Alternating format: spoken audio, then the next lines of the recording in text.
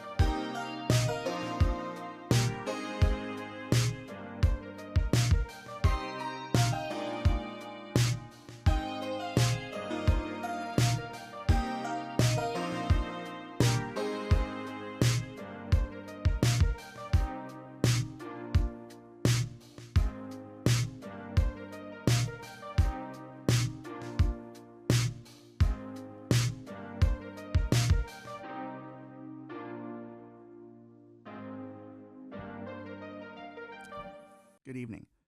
I'm Ralph Martinez. This will end in darkness. We're back. We took some time off to enjoy the holidays, to wait for the beginning of the new golden age. That's what they're claiming. Welcome to the new gilded age, more than likely.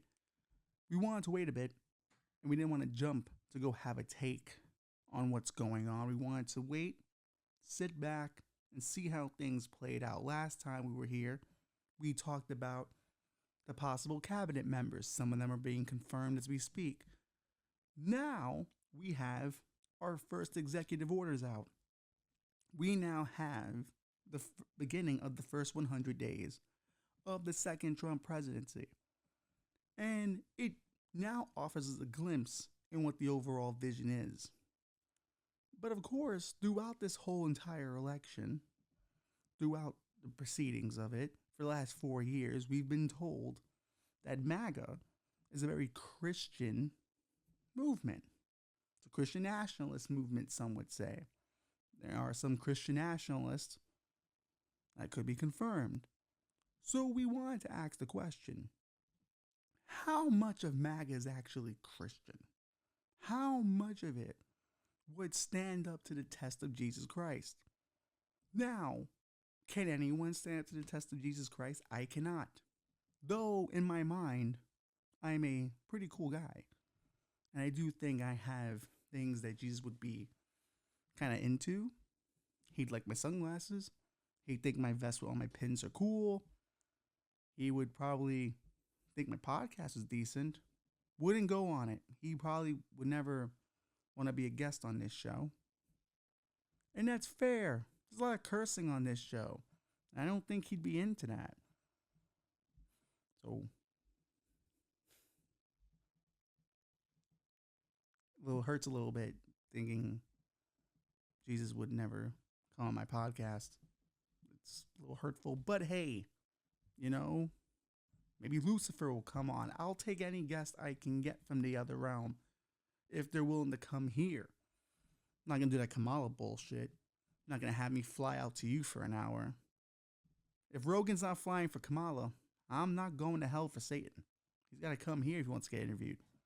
Same thing with Jesus. I'm not going over there. Come here. I'm also lazy and afraid of all air travel. So that definitely puts a hindrance on who I would be able to get as a guest. But back on the ranch, as my dad used to say, though he never grew up on a ranch. He grew up in the projects. Still confusing as how that term gets stuck in his vernacular. But Christian nationalism, what is it? Well, I have some notes. That's what we've been doing recently on the show. We've been having some notes. Because, as you can tell from past episodes, I go places and forget where I am. But I always get back to where I belong. I bring it back. But now, in an effort to make this show better, to make this podcast great again, we are taking notes on things. Because I want to be a bit more informative to the best of my ability. As I always say on this show, keep in mind, these are my thoughts. These are my opinions. And they're only as well researched as the time I've put into. So you might have to still do some of your own research. But use me as a launching pad to do your own research. I don't know. I'm good for that. That's what makes me a good drinking buddy. I put seeds in your brain, and you go and find them later. Christian nationalism is an ideological framework that combines Christian identity and national identity, often asserting that the United States is a Christian nation and that Christianity should be prioritized in public life, laws, and government policies. It is not about religion. It's about intertwining Christian values with the fabric of American political life and national identity, which is confusing because if you're upholding Christian values, that's religious. So how could it not be about the religion? It kind of feels like a full of shit argument. It's like going, hey, you know what? It's complicated. When people would tell you, oh, it's complicated, it's never complicated. It's actually quite simple. People like the complicated thing because it can be whatever you want it to be. We're together, we're not together. I can fuck other people, you can fuck other people. We'll fuck each other all the time, but then always say it's complicated while not fucking other people. It's always horseshit. This is what I'm getting to. It's never complicated. It's always goddamn simple. Take a stand. Be honest about it. Put it on Facebook. Put the picture on Instagram. Tweet about them. Make a TikTok with them. Let people know it's not complicated. You are together. Now, if you're not together, put the other girl you're seeing up on there so the other person realizes you're not with the other person. Make it very clear. Intentions need to be clear. It's complicated. It's no different than Christian nationalism. Let's see how people take to that one. That's a bold take. I know there's plenty of females from my past going, oh, really? And yeah, that's right. I'm a taken man now. You can think what you want. I belong to someone. And it's not complicated. It's very serious. Very simple, too. Haters gonna hate. National identity rooted in Christianity. Christian nationalists believe the U.S. was founded as a Christian nation based on biblical principles, and the country's laws should reflect Christian morality. This can manifest in calls of upholding Christian values in the public sphere. This is marriage, religious observance, and abortion. We've seen that. That's the whole conservative platform, really, the moral majority, as we talked about them last episode. This is what they stand for, right? And the thing is this. We are once again talking about religious values. Marriage only seems to come up, really, when it comes to the gays. When it comes to people who, according to the religious people, aren't doing marriage right. But then again, I've seen the right marriages not do the right things. That's the beauty of growing up Catholic, really. I got to realize how full of shit Christianity was. Though I still believe in Jesus a little bit, though I still believe in God a lot, there's a lot to it that I can go, oh no, why not let the gay people get married? They might be more faithful to one another. The regular straights aren't. That's always been my go-to. I've seen many straight marriages fail. And it's simple. It's not complicated at all. They're terrible people. Or there's a situation going on in the marriage that we don't know about. But typically when one's fucking someone else, that person's a bad person. But he gets to tell you, can you abort your fetus? Who you're allowed to marry? And what Christian values you should uphold. I don't make the rules, Bobby. This is just the Christian nationalists telling me what to do. It's their country now.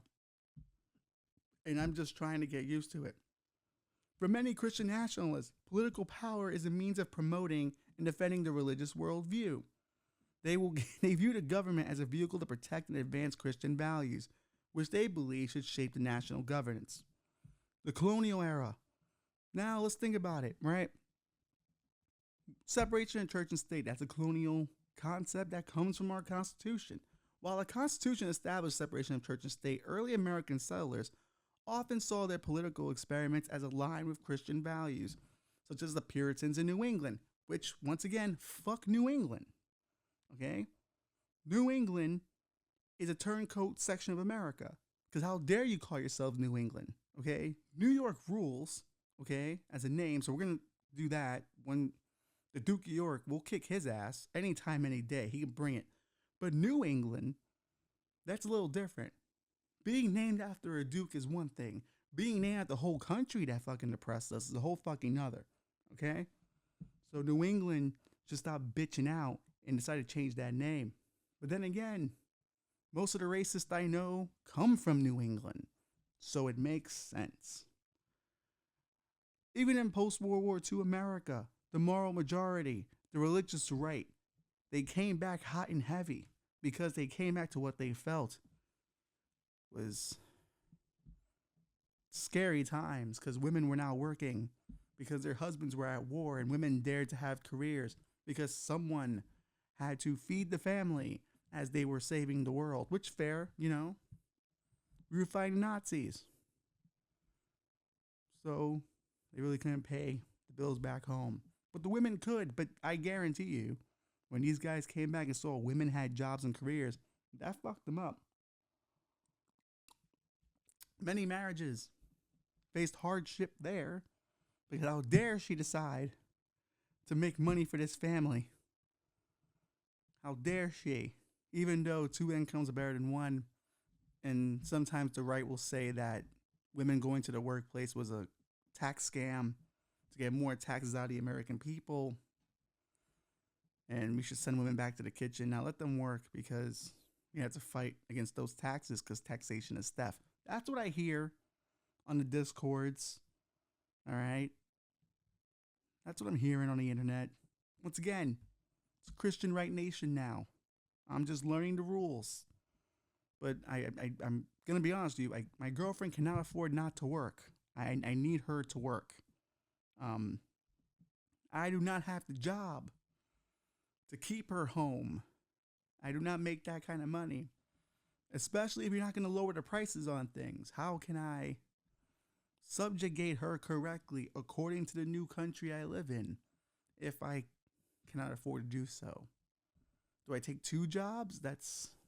Now I'm missing time with my future child. So I'm now not being a good dad and a masculine man for my child. They don't see me. And then in their mind, if the dad's not there, girls end up on stripper poles or OnlyFans. That's, once again, that's not what I believe. That is the new Christian nation I belong to. And I'm just trying to fit in because it's their country now. All right? They won. This can get bad really quickly. I have a show, and I have several episodes that can be brought up against me in hearings with Congress. Like Zuckerberg, like Bezos, I too must bend the knee. It's getting really hot in here.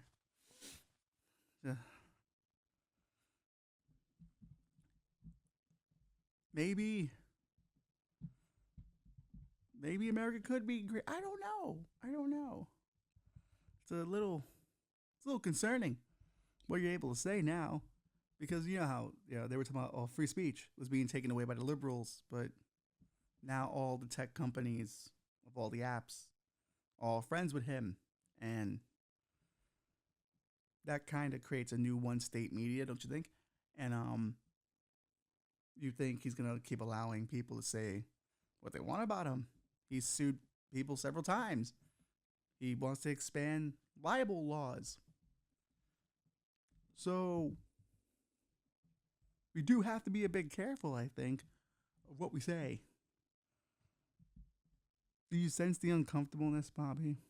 It's not you on camera, it's me. He'll come after me. But that's Christian nationalism in a nutshell. It's what would Jesus do according to them? And apparently, what would Jesus do according to them is be an asshole. Is be a real prick.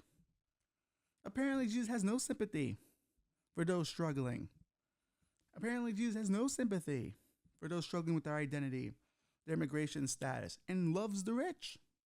Apparently, that's the kind of guy Jesus is. And you know what? I get it. He spent most of his time hanging out with the poor people, and that's a bad brand.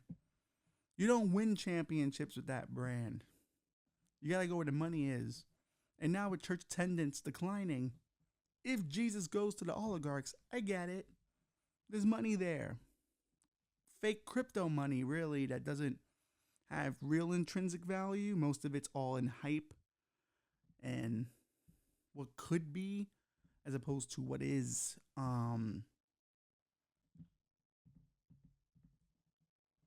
So maybe Jesus coin is the future.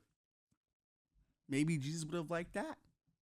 Maybe if the tax collectors were only dealing in Jesus coin or Nazar coin, you know, when it said Nazarene, Nazar coin, maybe he would have been all right with that, I like to think. Jesus a crypto bro. We'll throw an image on that. We'll AI that, throw that up right there. Jesus a crypto bro, maybe. I can get into that. But with Christian nationalism comes some executive orders, comes new ways to deal with the country's biggest problems, according to them. Let's look at some biblical passages that talk to us about where their minds might be. You look at Matthew chapter 25, 35, verse 35, 36. It's crazy. I never thought I'd be the one talking Bible passages after all these years. And I always thought if I did, it'd be at a church, but not here in our small studio and a microphone, and to avoid existentialism at its best. What did Jesus and the rest of them say about the immigrants? For I was hungry. You gave me something to eat. I was a stranger, and you invited me in. Great words from Matthew. Great words from Matthew. You should help a stranger out. That seems like a real Jesus-y thing to do. This is a great thing to do. Let's look at the book of Leviticus. When a stranger sojourns with you in your land, you shall not do him wrong. You shall love him as yourself. Well, that seems clear and cut, doesn't it? That's good wisdom from the Bible. That's great wisdom from the Bible. Let's see how Christian nationalists and MAGA interpreted those passages. Trump declared a state of emergency, deploying troops, including National Guard, to enforce border security. While the government have an obligation to secure the borders, how might Jesus' call, "Welcome to the stranger," inform the way we handle vulnerable migrants? So not once did that entire time did he heed the words of Matthew.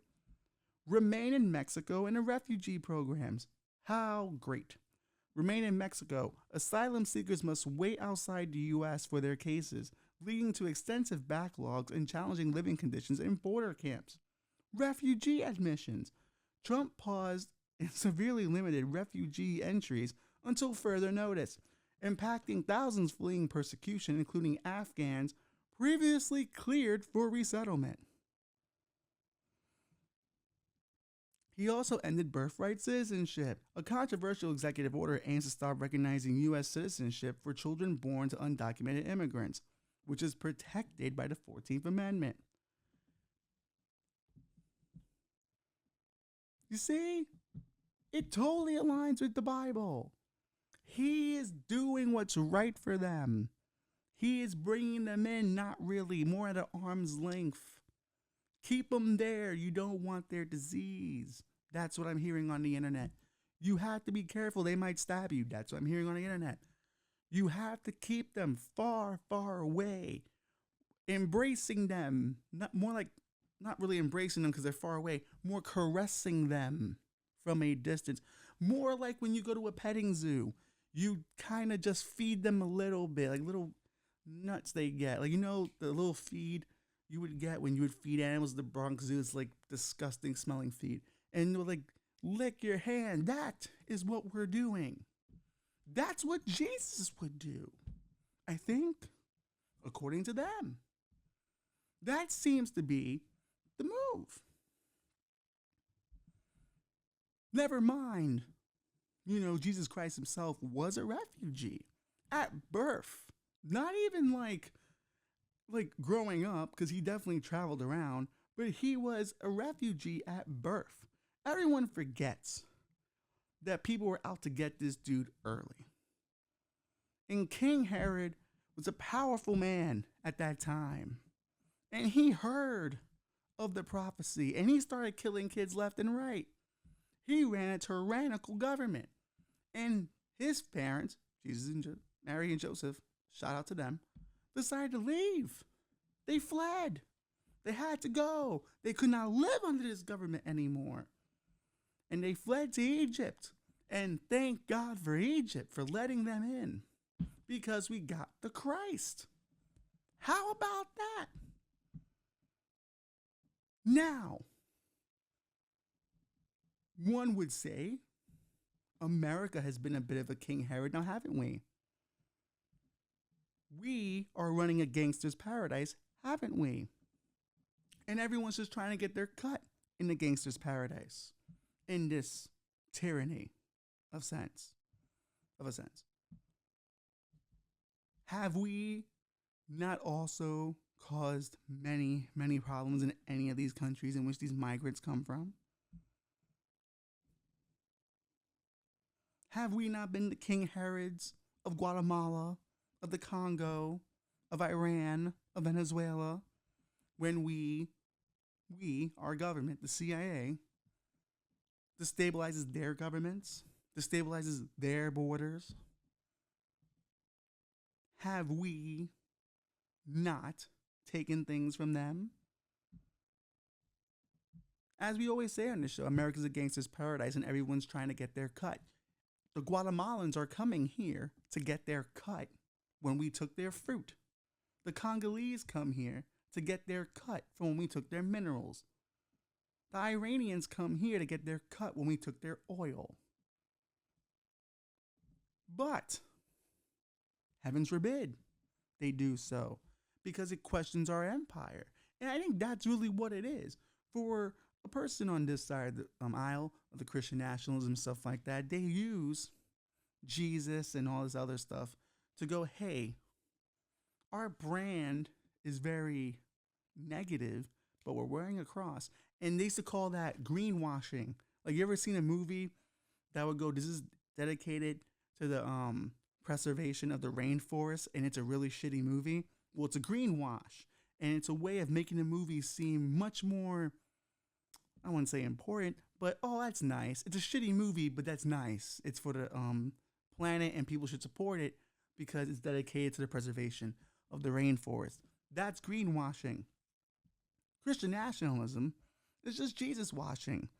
Certainly not washing these migrants' feet, but certainly washing up their image to go, hey, we love Jesus, but we hate the things Jesus would have stood for. And that's the thing about it. Like, we legitimately, as a country, have destabilized half the planet. Half the planet. And we're surprised that people came here? Well, because if you won't let them win in their own country, maybe they'll win here. Maybe you'll let them live here if they're American citizens.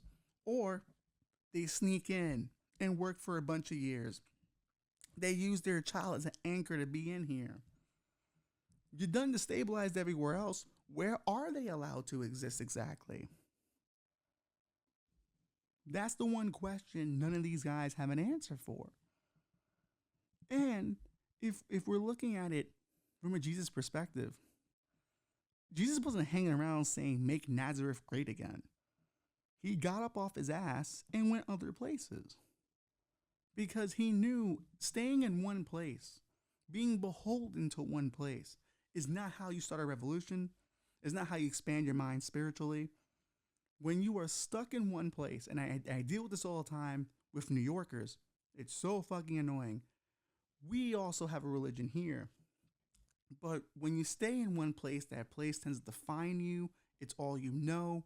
And any outsider becomes a threat to your existence. And that's a problem. That's a problem. If Jesus didn't go to Galilee and all these other places, he wouldn't have picked up the apostles. He wouldn't have met new people. He wouldn't have hung out with all these prostitutes, tax collectors, the sick, all these people that directly affected his life and his road to where he was going and how he affected their lives. That's the thing about being a refugee of the world, really. You're just going on a journey of self-discovery to get somewhere better. So when these people come to this country, they're not here to rob it. They're here to get their cut of the crime that was already done. But what they're here to do is something far more important and spiritual, I feel. And yes, are there bad apples? There's bad apples here. There's bad apples here. Everyone talks about Lincoln Riley, right? Migrant killed Lincoln Riley, and God bless her soul, I hope she's resting, because it's a terrible thing that happened to her. But no one ever brings up the Lincoln Rileys we have left in every country we've ever invaded, ever destabilized, destroyed. We have a bunch of Lincoln Rileys on our rap sheet.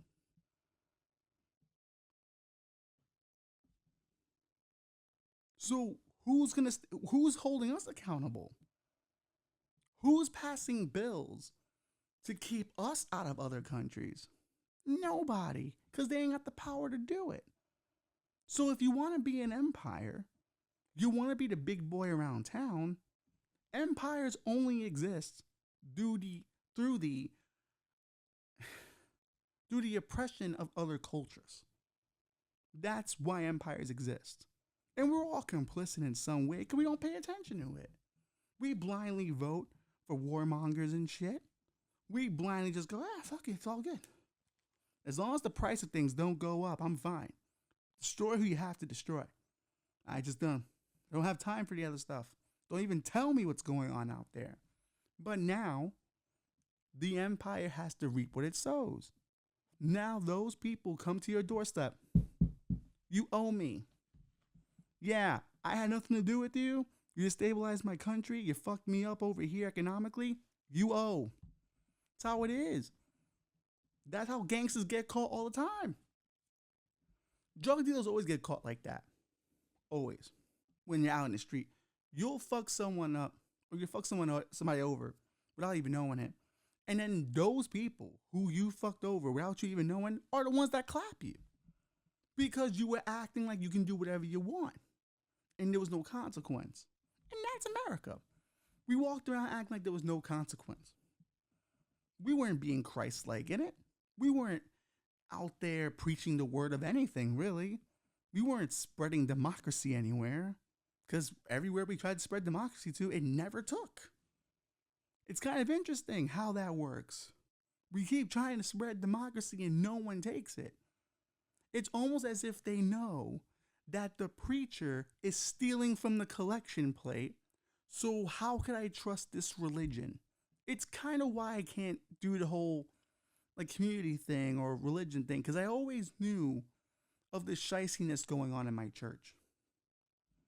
So to me, I fully understand if you're a country or you're a migrant and you're sitting in your country going, well, you know what? Fuck this.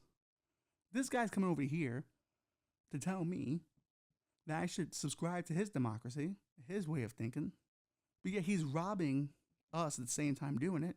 Well, I'm going to go over there and get what I'm owed. I'm going to get that citizenship that I'm really owed. I'm owed that. You fucked me up. You owe me that. You owe me the money you got over here. The fruit you got over here, you owe us for that. All these resources you owe. And that's the one problem everyone has, I think. I think in all forms of life, no one ever wants to owe anybody shit. So that's why there's no community. That's why people don't really team up like that, because when you owe, you know that favor's gonna come due. It's like the Godfather. The Godfather told that dude, listen, I'm gonna take care of this dude. I'm gonna take care of these guys that hurt your daughter. There's gonna be a time where I'm gonna ask you for a favor. That's it. And most times a favor don't come, but when a favor comes, you owe. Time to pay me back for that favor. And if you're lucky, it's just, hey, fix my son up, make sure he looks good for his mom. But other times, it's a lot more serious than that. And that's what we're getting. All these migrants are coming because they're owed something from us. Even on a subconscious, they may not look at it that way, but that's really what's happening. We owe them. And yeah, as an American, could that be frightening? Because how can they take things from me? But to be honest, they're not taking shit from me because I don't have shit to begin with. Like, I'm getting my cut of my crime with America. They ain't taking nothing from me. They're taking what's owed them.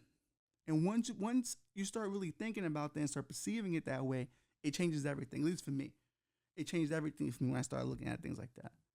When you start looking at the things that happen internationally, even when I was younger, I didn't really understand immigration like that. I was like, why do you want to come here? What's going on in their country? Why not fix what you got? But then I realized you can't really fix what they got, because every time they fix it, we fuck it up. The people of Haiti elected a president that they wanted. We took him down. Nope, you can't have him. He's a threat to us. So then, well, fuck it then. If I can't have my own country, I can't have my own government, I'm coming to yours. Pay up. Pay me what you owe me. And that's really what it is. And life's a gangster game, man. Like, that's one thing, like, I think in society and civility, we forget that life's really gangster. Like, life's a real gangster-ass game. And the bill always comes due. The bill always comes due. But the bill wouldn't have come due if these Christian nationalists, these right-wingers who were starting all these wars, actually were living by the words of Christ. These people are coming here because of what you did to them. You got to do what's right by them now. You have to. Are there ways of doing it? 100%. We talk about it all the time on here. You can't just open the border up. But there's ways to get programs done where there are no backlogs. These people wait. Like, this lady was waiting for her appointment with immigration to get in. And they canceled that shit right when Trump got elected. And she's crying, going, I did it the right way, and still I don't get shit.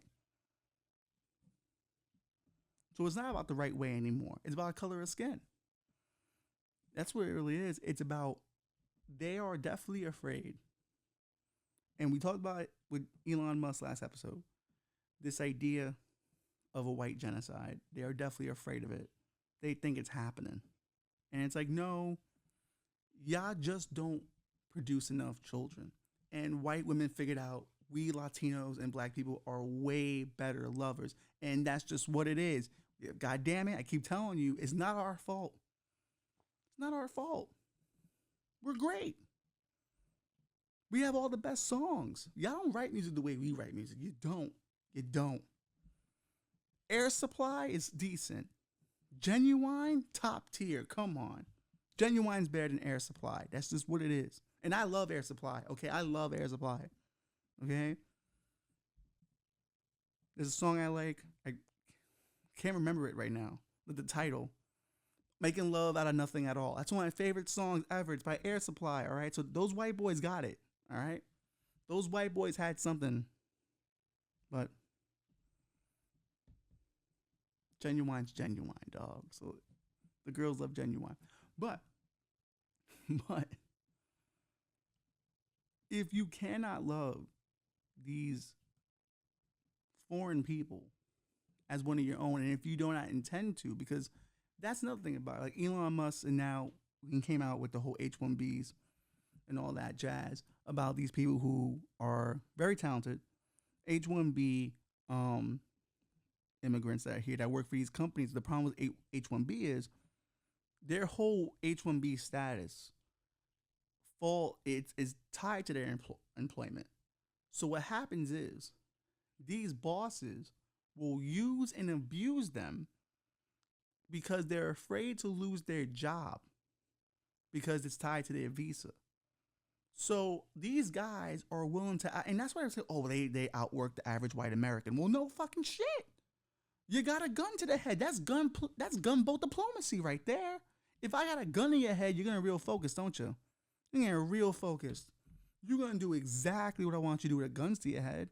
When all your life be taken like that, I fire you, you go back home. Come on. Of course they're working harder than average white American. That ain't fair. And that wasn't fair to the poor white Americans. That wasn't fair to them to even make that comparison. But one of the beautiful things about this current group, this cabal of right-wing politics, is that they're very honest. They just say shit because they know they can just say whatever they want. Their base is like, yeah, I think they got it right. He mentioned Jesus. He almost got shot and didn't. God kept him alive. I think he has a point. I think he knows what he's doing. And that's the Jesus washing. But they are very honest about what it is they feel and how they want to go about things. So for us on the left, at least we get to say, hey, you voted for that. You got what you wanted. Now you deal with it. Don't come crying to us now, because we tried to warn you. And they even told you who they were. But now you get to have fun with it. Go ahead. Roll a dice. Sadly, rolling a dice is going to be hurtful for a lot of people, but that's all you can do. That's all you can do. I had a friend of mine who was horrified when I said that. That was like, well, that's what they want. Let them have it. And then he kept listing all the things that can go wrong. I'm like, well, that's what they wanted. It's what they voted for. I can't tell them no. It's theirs now. Let them have it. Let's see how that works out. Let's see how that works out. And to wrap up, I guess, this part of the immigration debate, or the immigration portion of our show, is that at the end of the day, we all just want our cut. We always want our cut. And if my cut is still my cut, then I don't care if the other guy's getting a cut. Give him what you owe him. Pay him what you owe him for what you did to his country. Because that's what this is. It ain't got shit to do with anything else. You owe. We owe. And the debts come through. And the gangsters came to go collect. Because, all right, cool. If we can't do shit in our country, well, we gonna do shit here.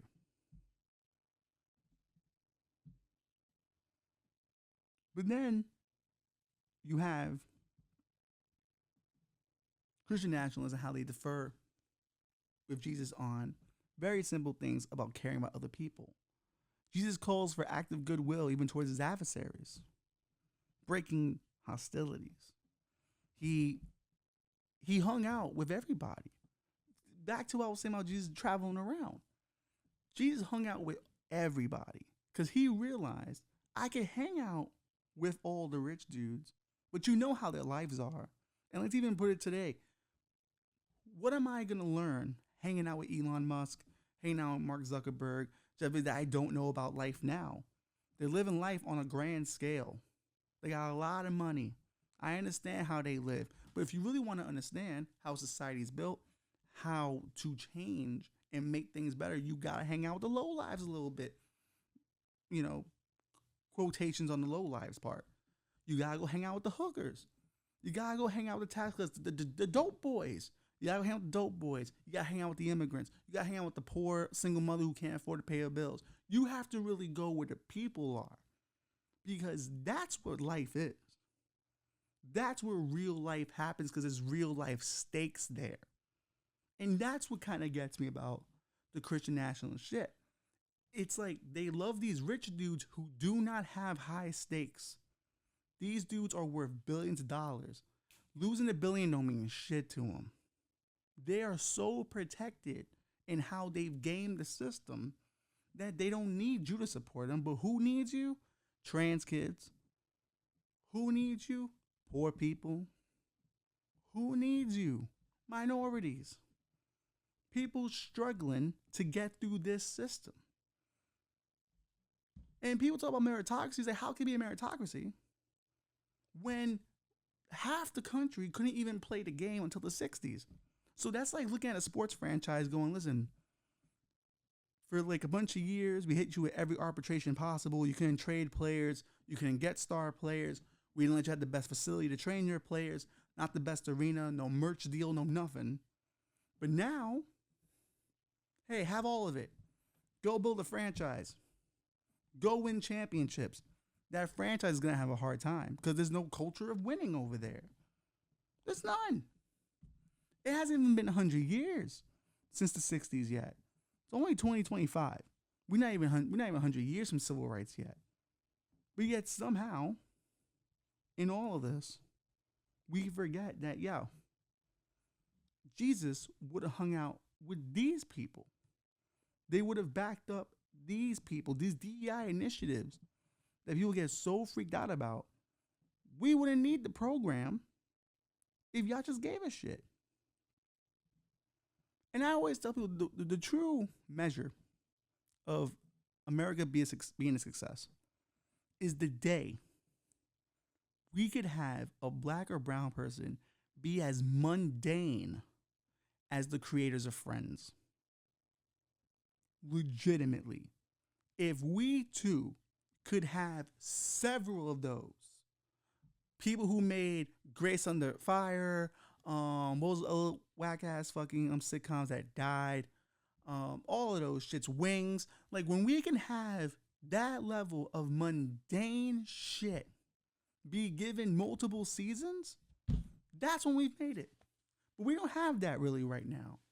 Our stars don't make that kind of money yet. We're getting there. Lena Waithe continues to get greenlit, and her writing's trash. Kenya Burris continues to be greenlit. He's trash, but they're only 2 people. We need more. We need more. I remember when Barack Obama was president, we, black and brown people, had some words we wanted to say, had some complaints we wanted to make, but we couldn't because there was only one black president. And when you only got one, you got to defend that one. Black football coaches, when there's that one, we had to defend that one no matter how terrible he was. We had to defend that dude because he's the only one we got. But now there's been multiple black coaches. Now we can shit on them. Now I can go, yeah, he's whack. You know what the fuck he's doing, but this one's good. You got to give us more space. Once you give us enough, we'll join you in shitting on the dude. But because we only get the one, we gotta be protective of that. That's, I'm telling you. Like, I remember talking to an old black man about this years ago. And he was telling me, he's like, man, he's like, I would have loved to have been able to shit on Obama if I could have. He's like, well, he was the only one I got, bro. And I was like, I hear you. But that's the thing when Trump shuts down DEI initiatives, when he institutes their only two genders policies. Like, he's not living up to the acceptance that Jesus had of people different than him.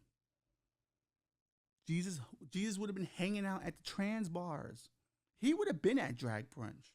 And I guarantee you, he would have been the flyest motherfucker there. And there definitely would have been someone dressed as Jesus in drag, and he would have appreciated that. Because Jesus is down to party. He turned water into wine. That's a party guy. And let's even look at, the heretical books. Him and Mary Magdalene got it on. She was a prostitute. He could look past her OnlyFans. Why can't a bunch of you men do? That would be wild if Jesus came back with Mary Magdalene. She starts an OnlyFans. That's crazy. Is she the patron saint of OnlyFans? I kind of want to get a candle made of Mary Magdalene, patron saint. But they're not prostitutes. They're sex workers. See what I mean? But she is the patron saint of sex workers. You know what? We're starting a new church. Our Lady of Mary Magdalene. The saint of sex workers. But it's true. Jesus hung out with the sex workers. Why can't we? Why can't we embrace them? I know a sex worker. They're a very lovely person. Actually, one of my favorite people, to be fair with you. But of course, the Christian nationalists would disagree. They would disagree. But they have no problem pardoning January 6th rioting members when they were busting down the walls of the Capitol, threatening to kill our vice president, tasering our own police officers. But they're for the cops, though. They're for law enforcement. But these January 6ers, they're what we really need in our country. And they're gangsters. And listen, matter of fact, I'll even give them this, right? I'll give MAGA people this. They, too, feel like they haven't got their piece of the crime. Because a lot of these poor whites are poor. Like, that's one thing that never gets covered. I think it's always this underlying thing of all these dumb poor whites. But I try to steer away from dumb poor whites a little bit because here's the thing. They don't got shit. And when you don't got shit and someone says, hey, you want some shit? You go to the guy who's going to give you shit. That's it. It's that simple. I wish it was something more complex, but it really is just that. And then when you say, hey, it's the DEI program that took it from you. It's the immigrants that took it from you. It's very easy to fall into that trap. Very easy for them to fall into that trap. Because they haven't left where they're from, so they've never met any other cultures. They don't know that we're struggling out here in New York the way you're struggling. This is a different struggle. We struggle to maintain apartments. You're struggling to maintain a house. Think about that. Our rent is the same as a mortgage in another state. Think about that shit. But that's what it is. That's what it is. They look at Trump as Jesus because they think he's taking down the tax collectors, but he's not. He's actually in bed with them. He's in bed with the wealthy, rich people. That brings us to the third point we're making today. You cannot serve both God and money, but all these rich guys only serve money. And Trump's only been about the money and the brand. The dude didn't even put his hand on the Bible when he got inaugurated. It's clear as day what this game is. It's always been a money game. It's always been a money game. And the thing about it is, one thing I will respect is they don't hide it from you. These billionaires had the best seats at the inauguration. They put money into his coffers because they were afraid that he was going to come after them. So now the dude's got all them on his fucking side. If there was ever a time for the lower classes to go, you know what? Fuck this red blue shit. These motherfuckers got us fucked up. But the problem is, half of us think those guys are there to save them, but they're really there to rob your pockets. These deacons, these bishops, these popes, they're here to rob you blind, baby.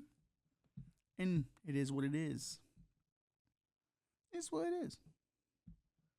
And you can't tell people they're in a cult. You can't. Because when you tell someone they're in a cult, they double down that they're in a cult. Can't tell them they're in a religion, they double down. They'll watch this episode and go, he's an asshole. It's like, well, I'm far more Christ-like. I'm trying to help you. I'm trying to put you on. The devil's out there. The devils are all here, and they're all wearing suits, except for Mark Zuckerberg, who's dressing like a hype beast now, which is very confusing. He's older than me. I'm 37. He's mid-40s. Cut it out. Cut it out. I wear cool movie T-shirts because I still at least have 5 more years of doing that. But gold chains, come on. What is he, Puerto Rican? Because I'm Puerto Rican, I can make that joke. But none of their movements have been Christ-like at all. None of it. What it really is, and I want to invite a conversation to our socials or comment section. What it really comes down to, because Christian nationalism seems to be anti-minority, anti-immigrant, anti-LGBTQ, anti-all that stuff. It really seems that Christian nationalism is about the plight of the white man. And I would like to know the plight of the white man. I would like to know, what is the white man responsible for? Who has ordained him to be responsible for society? What stresses do the white man have that I do not know? You see our socials on the screen. This will end in darkness on Instagram. TWED show on X, formerly Twitter. We're not on Blue Sky yet. Our comment section on YouTube where you're watching this. Let us know what the plight of the white. I really want to know. I am the latest in a long line of sociological professors, researchers, seekers, looking for the plight of the white man. And maybe if you were to let us share that plight, you wouldn't be so stressed out about it. Maybe it wasn't your plight to have. Who gave the white man this plight? When in history? Who did this to them? And don't say God. Don't say God, okay? I need a historical moment in time where someone went up to the white people and went, hey, you people, fix this. You're in charge now. Who were those people? When was the moment? I need to know the plight of the white man. Because every time I see a white man, there's something sad in his eyes. Something's doing it, more than likely a white woman, but something is doing it to him, and I need to know. Why is he so stressed? What is causing him harm that he must exude such hate to everyone else? And when you reach out, I don't want it to be, oh, taxes and money. No, fuck all that. No. Everyone deals with that. I want a true, pure, only white people, only they deal with it. I want to know the plight of the white man. What does he have to deal with that no other culture has to deal with? And I want to understand because I want to help him.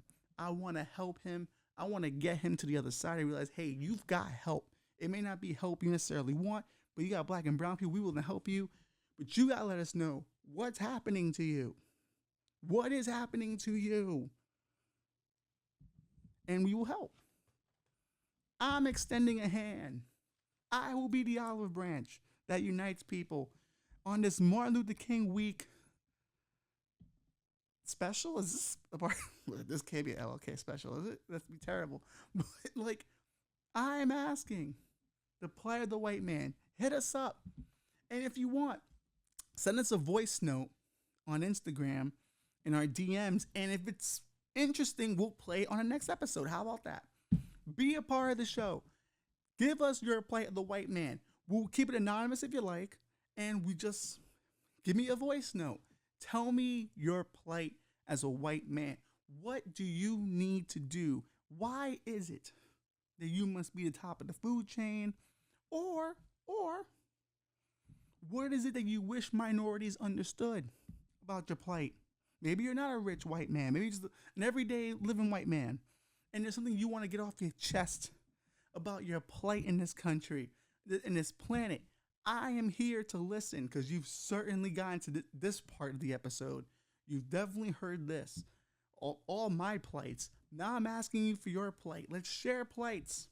Let's have a sharing of plights, and I will be here to answer them. If we get some good responses, we will have a follow-up episode of me responding to those responses. And I do invite it. Listen, I'm so serious. I'm not like bullshitting.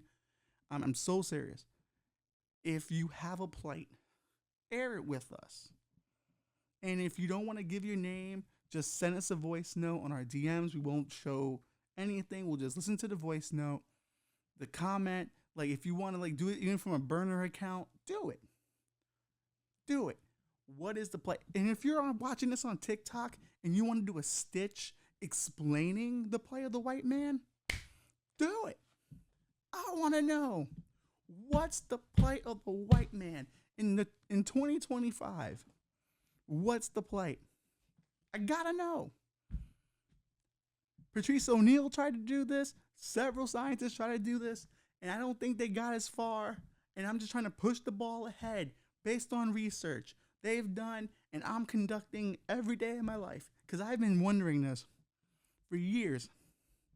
For years in my life, I have been wondering, what is the plight of the white man? And I want to know. I just want to know. I gotta know. I gotta know. I'm begging. I swear to God, I'm begging. I'm like right now, if you're not watching and you're listening on Spotify, I am praying to God right now. Dear Lord, it's me, Ralph, and I am begging you to bring me people who can share with me the plight of the white man. Because I gotta know. I gotta know. I've been studying white people my entire life, and I need to know. This is hugely important. And if you can just be so kind and merciful and bless me with the best white people you could find, just send me the best white people you could find so I can know what the plight of the white man is and why he's so mad about other cultures, immigration, wealth disparity, like why he sucks up to the rich. I just want to know why. Why, Lord, please tell me. I just want to know. And if you can just grant me that, I'd be so thankful. So thankful. Please, please, please, please, please, pretty please. Our Father who art in heaven, hallowed be thy name. Thy kingdom come, thy will be done on earth as it is in heaven. Give us this day our daily bread. Forgive us our trespasses. We forgive those who trespass against us. Lead us not into temptation, deliver us from evil. Amen. Hail Mary, full of grace. The Lord is with thee. And the thy own Jesus. Holy Mary, Mother of God, pray for our sinners, now and the hour of our death. Amen. Glory be to the Father, Son, and the Holy Spirit, as it was in the beginning, is now, and forever shall be, world without end. Amen. Bring me the white man's plight. God damn it, bring me the white man's plight. I gotta know. I gotta know. I done told you why you're wrong on immigration. Done told you why you're wrong on hating other social groups. Done told you why you can't trust the rich. Welcome to this one in darkness. Share with me the white man's plight. Let's go. Let's have the conversation. The DMs are open. The DMs are open on all accounts. All accounts. You can find us on Facebook, TikTok, Instagram, Twitter. Bring it. I want to know, what is the plight of the white man? This is now your open mic. You can say whatever the fuck you goddamn want. What is the plight? And I will answer your plight to the best of my ability and see what I can do to help you. I probably said the phrase plight of the white man so much. There should be a counter. Maybe we'll do that in post. Put a counter of how many times I say plight of the white man.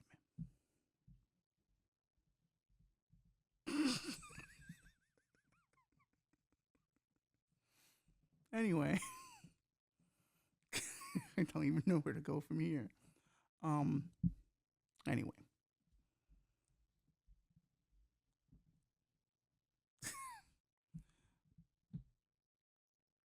Whether I get these answers or not, whether these